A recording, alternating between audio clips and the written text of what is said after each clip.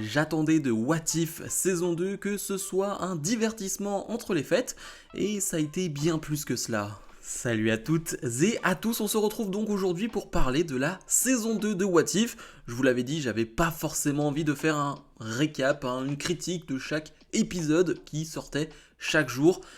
Honnêtement, il y avait des épisodes où il n'y avait pas grand chose à dire, donc je ne me voyais pas vraiment faire une vidéo, mais par contre, faire une critique globale de cette saison 2, bah oui, et c'est pour ça qu'on est là aujourd'hui, et il va avoir beaucoup de choses à dire.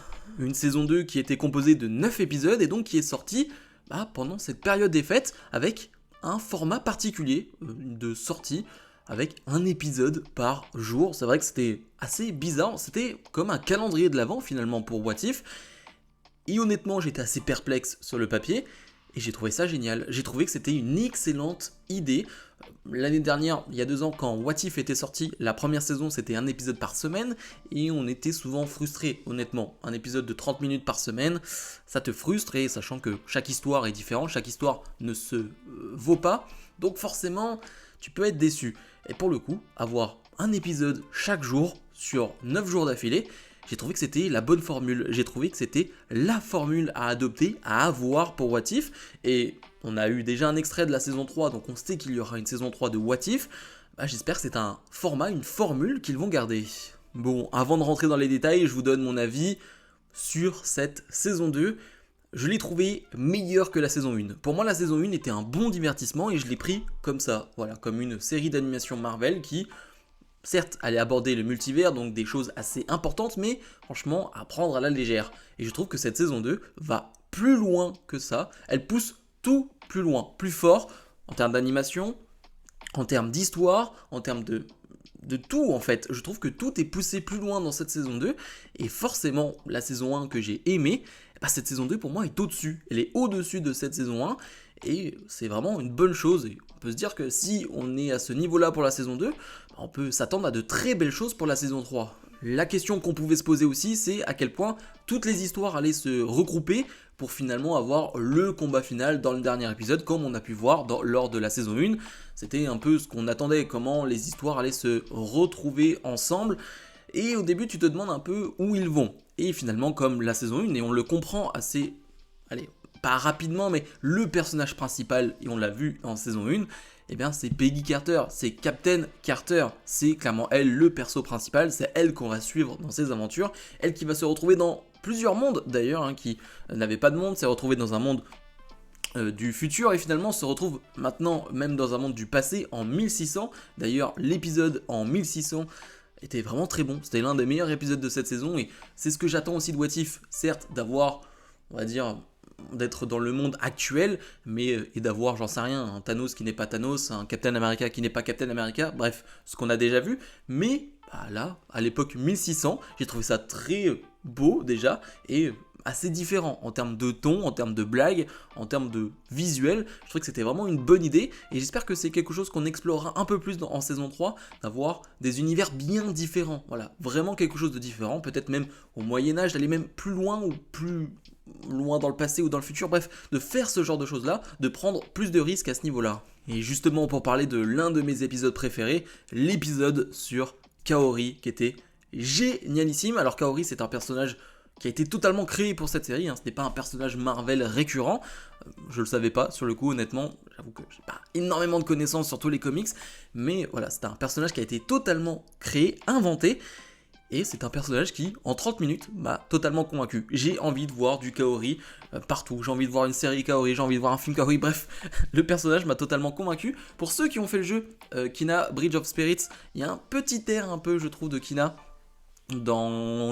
pas dans les pouvoirs, mais dans la couleur, dans la manière de faire les choses. Je trouve qu'il y a un petit côté Kina, je trouve. Peut-être que c'est que moi, mais ça m'a fait vraiment penser à ce jeu que j'ai fait récemment aussi, c'est pour ça.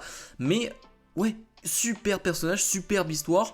Là aussi, des pouvoirs différents, mais comme je le disais, avec des couleurs différentes. Le bleu donc de Kaori, qui va apporter des visuels différents à cet épisode et même à la fin de la saison, et ça on va revenir. Bref, Kaori, vraiment un personnage que j'ai adoré et que j'ai envie de revoir. Bref, pour parler du dernier épisode, j'attendais un peu la menace. Qui allait être cette dernière menace? La menace imposante, la menace importante. Et bah c'était une petite surprise. Alors au début tu penses que c'est Kaori, parce que Doctor Strange Suprême va revenir, un personnage qu'on avait déjà vu dans la saison 1, et va demander l'aide de Captain Carter, et finalement, bah il se trouve que le gars qui était l'ennemi numéro 1 était bien Doctor Strange Suprême qui veut faire une chose qui est un plan assez bizarre, mais en même temps Doctor Strange a fait des choses particulières quand même dans la saison 1. Eh bien il veut tout simplement tuer tout le monde, les héros, les antagonistes, pour recréer son monde, donc avoir assez de puissance pour recréer son monde et donc pouvoir vivre avec sa femme. C'est quand même pas rien, mais j'aime le principe de Doctor Strange Suprême est fou en fait. Et on l'a vu en saison 1, alors certes il a aidé, certes il a été bon, il s'est retourné du bon côté, mais il est quand même fou, et il est fou totalement dans cette fin de saison, et cet épisode 9 est un bordel sans nom, parce qu'en fait on va se retrouver avec tous les héros antagonistes que Doctor Strange Suprême a emprisonnés, et bah, Captain Carter va réussir à les libérer, et donc va y avoir une guerre, c'est Endgame, vraiment c'est le bordel partout, vraiment, t'as des héros, des antagonistes partout, partout, partout, des antagonistes qu'on a déjà vus, on va se retrouver même avec Wanda zombie, bref, c'est la folie, et j'aime la folie de cet épisode, j'aime le rythme de cet épisode où finalement c'est que de la baston, c'est que de la grosse bagarre. Et on n'hésite pas à en faire des tonnes, et moi ça me va, ça reste une série d'animation, alors certains peut-être trouveront que on en fait des tonnes avec Peggy, c'est vrai, hein, elle est assez surpuissante, elle va se retrouver avec les pierres d'infinité, alors pour ceux qui n'avaient pas compris, qui n'auraient pas compris, Peggy Carter n'explose pas ou quoi que ce soit, ne meurt pas avec les pierres d'infinité parce qu'elle a une grosse armure Ultron, c'est pour ça qu'elle ne meurt pas, hein. Voilà, tout simplement parce que j'ai vu quelques commentaires, non, c'est bien pour ça qu'elle n'est pas blessée suite à cela, mais je comprends ceux qui ne vont pas aimer parce qu'on est dans le trop, on va toujours plus loin, la fin honnêtement c'est encore plus le bordel, c'est un chaos total où finalement les héros vont se retrouver presque à mourir et donc les antagonistes qui étaient emprisonnés par Doctor Strange Suprême, et donc ils vont jeter leurs armes à Peggy et à Kaori qui vont les utiliser contre Doctor Strange, et là vraiment t'as l'impression que t'es dans un jeu vidéo où tu peux utiliser toutes les armes possibles et tu te dis je prends tout, je vais prendre le marteau de Thor, je vais prendre le bouclier de Captain America, je vais prendre le casque de Hela, bref je vais tout prendre, je m'en fiche et je vais être le personnage le plus puissant de tous les temps. Il y a un peu de ça, mais j'aime beaucoup de cette fin parce que Doctor Strange Suprême est justement hyper puissant, et cette bataille le montre. Vraiment c'est un combat de 30 minutes et on montre que finalement tout le monde est hyper puissant, même Kaori est...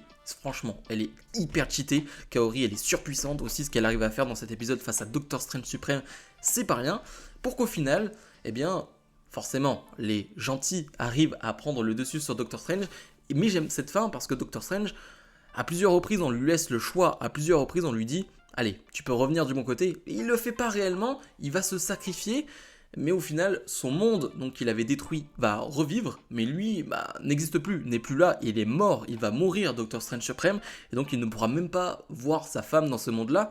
C'est un sacrifice, il revient un peu du bon côté, j'ai envie de dire, mais ce qu'il a fait est quand même assez horrible. Et on est obligé de parler de cette fin, des quelques secondes finales où Peggy se retrouve donc avec le gardien et doit revenir dans son monde, et Peggy dit tout simplement pourquoi pas un peu explorer tout ce qu'il y a à voir auparavant, et on va se retrouver face à l'arbre, donc si je me trompe pas, je vais le prononcer, donc Yggdrasil, qu'on a vu dans la saison 2 de Loki, et oui, parce que c'est Loki maintenant le maître du multivers entre guillemets, et c'est clairement ce qu'on a vu dans la fin de saison 2 de Loki, donc on y fait référence, on y prête attention. Est-ce que ça veut dire qu'on verra ce Loki dans la saison 3 de What If ?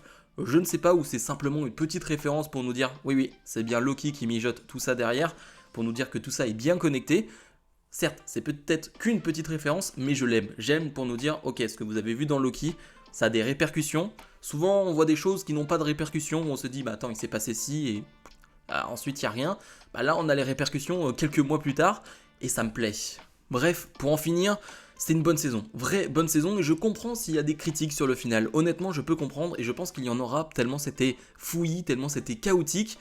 Mais j'ai aimé ce chaos qui changeait, je trouve, de la saison 1, et j'aime ce changement-là. J'aime que ce soit Doctor Strange Suprême qui se retrouve dans cette position d'antagoniste suprême, justement, et j'aime le final de cette saison.